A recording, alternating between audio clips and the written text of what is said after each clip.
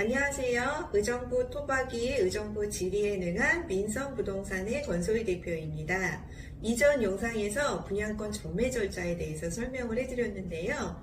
너무도 감사하게 조회수가 상당히 많습니다. 그래서 후속편으로 분양권 청약 준비 중이시거나 청약 당첨 후 자금 계획 등이 궁금하신 분들을 위해서 준비했습니다. 자, 출발하시죠.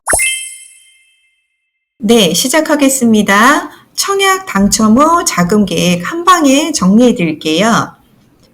저희가 입주 시에 대출 규제, 부동산 규제는 어느 시점으로 기준을 삼냐면 바로 아파트 입주 시가 아닌 청약 당첨 당시의 규제를 따릅니다.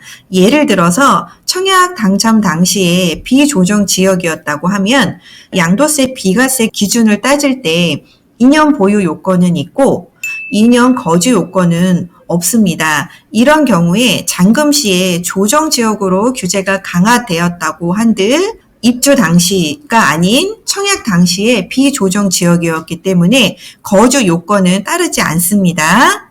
그리고 대출 또한 저희가 분양 당시에 분양 가액을 보고 대출이나 자금 계획을 세우기 때문에 입주 시에 규제가 강화되었다고 해도 청약 당시 기준을 따르게 되어 있습니다.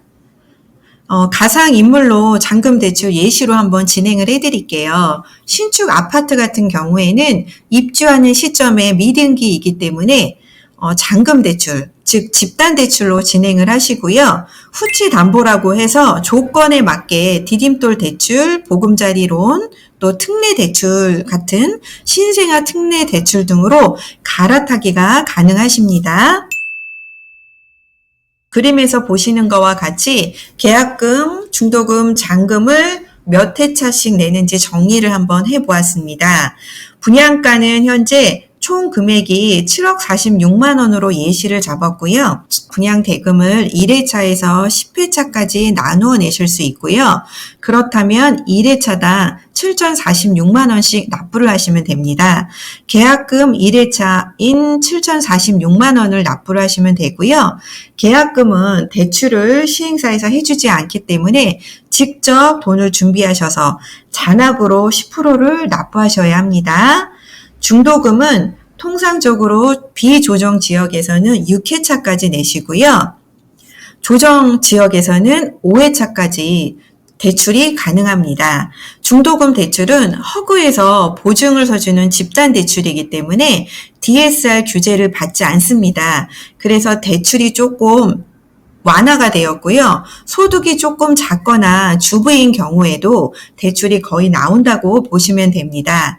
대출은 시행사에서 정해준 은행에서 미리 자설을 해두면 중도금 납입 회차에 자동적으로 대출이 진행이 된다고 보시면 됩니다. 그리고 이자 같은 경우에는 이자 후불제 같은 경우를 진행을 하기 때문에 나중에 잔금 납부하시는 경우에 후불제로 한꺼번에 내시면 된다고 보시면 됩니다. 그럼 잔금이 3회차 남아 있는데요. 잔금 3회차는 입주 지정 기간 안에 잔금을 정하셔서 입주를 하시면 되고요. 잔금 대출은 3회차만 내시는 게 아니고 총 분양대금 대출을 일으키시고 중도금 대출은 여태까지 끌고 오신 부분을 잔금 대출을 한 건으로 일으켜서 다 동시상환으로 갚고 잔금 대출 한 건으로 가지고 가신다고 보시면 됩니다. 그 이후에 보존 등기가 나면 단체 등기로 해서 개인별로 소유권 이전이 된다고 보시면 됩니다. 그리고 입주 지정 기간은 단지 규모에 따라서 조금씩 다른데요. 단지가 소규모이면 한 45일에서 2달 정도 주고요. 단지가 좀 대단지인 경우에는 3달까지도 입주 지정 기간을 주기도 합니다. 분양대금 입주 시까지 납부 방법을 실제 공급계약서를 한번 가지고 와봤습니다. 84A로 약식 표기가 되어 있는데요. 보통 한 34평형으로 보시면 됩니다.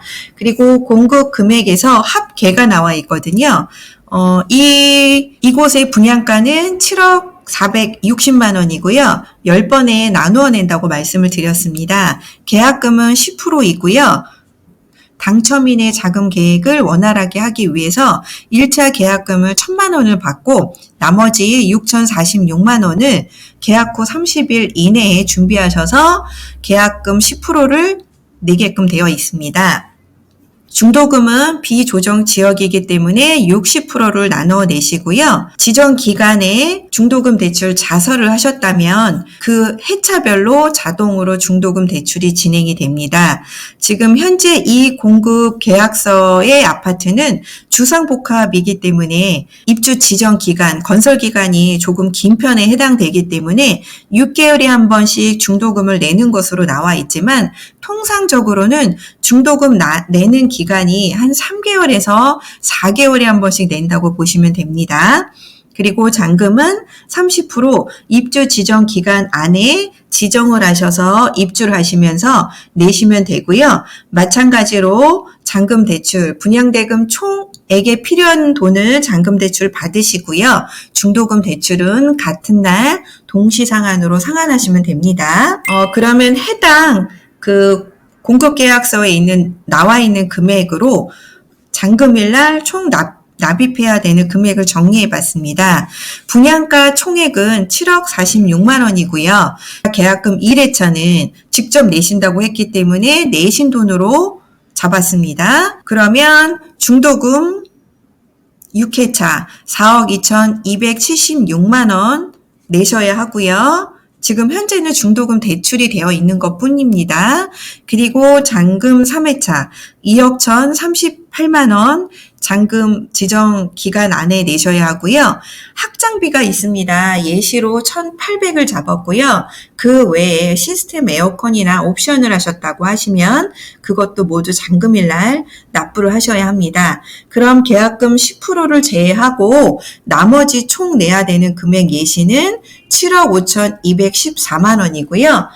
잔금일 날 필요한 금액 다 진행을 하셔서 받으시고 나머지 중도금은 동시상환 하시면 됩니다. 그리고 중도금 대출과 잔금 대출이 같은 은행인지를 물어보시는데요. 그렇지 않습니다. 중도금 대출은 단지가 작다면 한 은행의 지점에서 진행을 해주고요.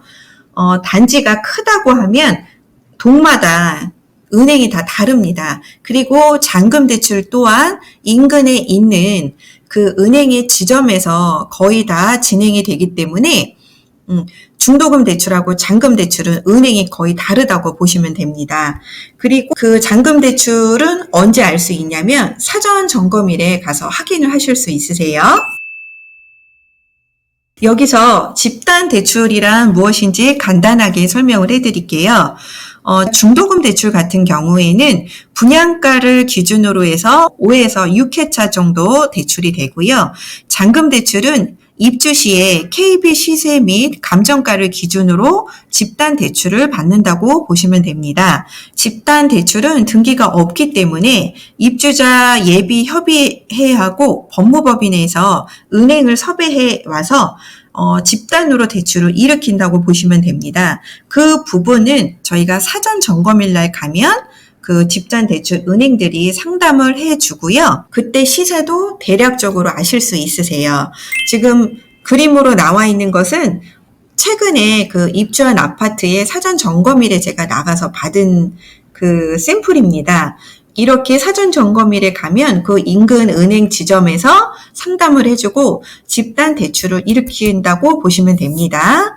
그리고 1금융권 같은 경우에는 이 금융권보다는 금리가 조금 낮지만 대출한 데가 조금 낮고요. 이 금융권은 DSR 기준이 1금융권보다는 조금 높기 때문에 대출은 조금 더 해주지만 금리가 조금 더 높다고 보시면 됩니다. 자금 계획에 세우셔서 대출을 많이 받으셔야 하는 경우에는 제2금융권으로 대출을 받으시면 좀 유리하실 거예요.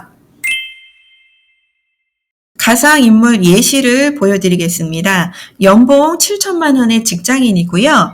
분양 당시의 대출 규제를 따라서 LTV 70%, DTI 60%, DSR 40%로 되어 있는데요. 이 부분은 제가 뒤에서 다시 한번 자세히 설명을 해드리겠습니다. 받고 싶은 금액은 주택담보대출이고요. 원금 4억, 기간 30년, 금리는 3.7% 정도 되어 있고요. 기존 대출로 마이너스 통장이 원금 5천만 원, 금리 5%가 되어 있습니다. 그 잔금 대출 같은 경우에는 입주 시 시세를 따른다고 했는데요. 분양가는 7억 정도 했지만 입주 시 인근 시세를 따져서 9억 정도 시세가 나온다고 예시를 잡았습니다. 이런 경우에는 디딤돌 대출이나 보금자리론 같은 경우에는 주택 금액이 넘기 때문에 되지 않는다고 보시면 되고요. 현재 2024년 신생아 특례 대출 같은 경우에는 소득 조건이 맞는다면 후치 덤버로 변경이 가능합니다. 앞에서 LTV, DTI, DSR을 설명해 드렸는데요. 대출 규제입니다. LTV 같은 경우에는 주택 가격 대비 대출액입니다. 예를 들어서 입주 시 9억에 시세가 된다고 하면 LTV 70이라고 하면 9억의 70%인 6억 3천까지 대출을 받을 수 있다라는 내용입니다. 그러면 그 다음에 LTV 이후에 DTI 규제까지 다시 한번 계산을 하셔야 되는데요. 연금 소득 대비 주택 대출 원리금, 원금하고 이자를 얘기하는 거고요. 기타 대출의 이자까지만 계산을 해서 DTI를 따릅니다. 그 다음에 제일 규제가 강한 DSR인데요. DSR은 연간 소득 대비 주택 대출 원리금, 원금하고 이자, 그리고 기타 대출이 있다면 원리금까지 모두 계산을 합니다. 그래서 DSR 규제까지 들어가면 대출 한도가 많이 준다고 보시면 됩니다. 네이버에서요, 부동산 계산기를 치시면 됩니다. 부동산 계산기를 키시면 이런 화면이 나옵니다. 여기에서 DSR이라는 데가 있는데요. 눌러주시고요. 우선은 DTI 먼저 계산을 해보겠습니다. 연소득 7천이라고 말씀하셨고요. 그리고 주택담보대출 받고 싶은 금액을 넣으시면 돼요. 받고 싶은 금액이 4억이라고 했습니다. 그리고 대출 기간이 30년이니까 360개월을 넣으면 됩니다. 그리고 잔액도에 현재 갚지 않았기 때문에 잔액도 똑같이 넣으시면 됩니다. 그리고 원금 균등, 만기 일시, 원리금 균등이라고 하는데 일반적으로 원금하고 이자를 내는 원리금 균등 상한을 선택을 하시기 때문에 원리금 균등으로 클릭을 해보겠습니다. 금리는 지금 본인이 알아보신 게 한 3.7%라고 예시를 잡았기 때문에 3.7%를 넣어보겠습니다. 3.7%. 여기에서 이분은 신용대출 5천만 원이 있다고 말씀을 드렸거든요. 그러면 신용대출은 주담대가 아니고 여기서 신용대출이 있죠. 신용대출을 누르고 여기는 만기 일시 상한을 누르시면 되죠. 이자만 냈고 있기 때문에 총액은요 5천만 원이고요. 기간은 5년이니까 60개월이겠네요. 60개월 넣고 금리는 5%입니다. 5%로 해서 계산을 한번 눌러보겠습니다. 연소득 7천이고요. 대출 받고 싶은 금액 4억이었습니다. 금리는 3.7%, 대출 기간은 30년 개월수로 변경했고요. 대출, 신용대출 5천만 원, 기간은 5년이니까 60개월, 그리고 금리는 5%로 넣습니다. 이런 경우 주택담보대출 같은 경우에는 원리금이라고 말씀드렸어요. 원금하고 이자까지 계산을 하는 금액이고요. 이분은 1년에 1,300만 원의 원금을 갚고 이자는 876만 원을 갚는다고 나왔습니다. 그리고 대출, 신용대출 같은 경우에는 원금은 내지 않죠. 그리고 원금 이자인 250만 원을 내게끔 되어 있습니다. DTI 같은 경우에는 주택 원리금 더하기 다른 기타 대출의 이자만 포함하기 때문에 이자만 250만 원만 잡힌 거고요. 이런 경우에는 1년에 원금하고 기타 이자를 2,400만 원 정도 갚는다고 보고요. 이분은 1년에 2,400만 원에 대한 이자하고 원금을 갚는다고 보고요. DTI 계산을 했을 때는 35%에 해당이 됩니다. 그럼 DTI는 60%로 했기 때문에 이분은 DTI 적용을 했을 때는 지금 받고자 하는 금액, 기존에 있는 대출 5천만 원을 그대로 유지를 하실 수 있으세요. 여기서 잠깐 전세를 살고 계시면서 전세자금 대출 받으신 분들도 계시잖아요. 이런 분들은 현재까지는 동시상환으로 입주하실 때 전세를 갚는다고 하시면 지금 DTI나 DSR 적용은 하지 않고 있습니다. 여기서 DSR로 넘어갈게요. 이게 조금 더 복잡하다고 말씀드렸잖아요. 아까 나와 있는 그 주택담보대출이나 금리, 기존에 갖고 있는 신용대출은 그대로 나와 있고요. 똑같이 해서 DSR 계산으로 넘어가겠습니다. DSR 계산했을 때 주택 원리금은 같거든요. 원금은 1년에 1,300만 원, 이자는 876만 원인데요. 여기서 조금 다른 것은 DSR 같은 경우에는 기타 대출이 있는 경우에 원금과 이자까지 계산을 합니다. 이전 DTI에서는 250만 원의 이자만 잡혀서 계산이 됐는데 이번 DSR은 기타 대출의 원금까지 계산을 했네요. 그래서 총 갚는 금액이 3,400만 원 정도 예상을 잡았고요. 이런 경우에는 지금 DSR이 49.42로 되어 있습니다. 이분은 대출 규제가 DSR 40이었기 때문에 지금 4억을 받는다고 하면 다 받을 수 없어요. 그래서 이런 경우에는 금액을 좀 조율을 보셔야 합니다. 신용대출 같은 경우 5천만 원인데요. 한 3천만 원을 갚고 한 2천만 원 정도를 남겨보겠습니다. 금리는 지금 5% 같고요. 이런 경우에는 DSR을 다시 계산을 해보니까 줄었네요. DSR이 38.71 정도가 됐습니다. 아까 40이라고 했으니까 이분은 DSR 40% 조건을 마치기 위해서는 신용대출을 좀 줄이셔야 하고요. 여기서 나는 지금 신용대출 5천원 줄일 수 없다고 하면 주택담보대출에서 원금, 대출받는 원금을 좀 줄이셔야 돼요. 한 3억 5천으로 두고 계산을 해볼게요. 원금 3억 5천으로 5천만 원을 지금 줄였거든요. 주택담보대출. 그래도 지금 DSR에 크게 지금 변경이 없습니다. 그래서 결과적으로는 신용대출 같이 만기 일시 상환에 돈을 갚는 그런 대출들이 DSR 규제에서 더 프로테이지를 많이 차지하는 것으로 볼 수 있습니다. 그래서 결과적으로는 대출은 받고 싶은 금액은 받으시고 웬만하면은 이 신용대출에서 조금 금액을 상환을 하시는 게 이 DSR 규제 안으로 들어오는 게 더 낫다고 보실 수 있어요. 지금 2천으로 줄이니까 38.71이네요. 신용대출을 이분은 지금 줄여야 되는 거로 예시를 볼 수 있습니다. 이런 식으로 계산을 하시면 되고요. 저희가 24년 2월 말 이후에는 스트레스 DSR로 해서 이것보다 더 강한 규제가 나올 것으로 확정이 됐습니다.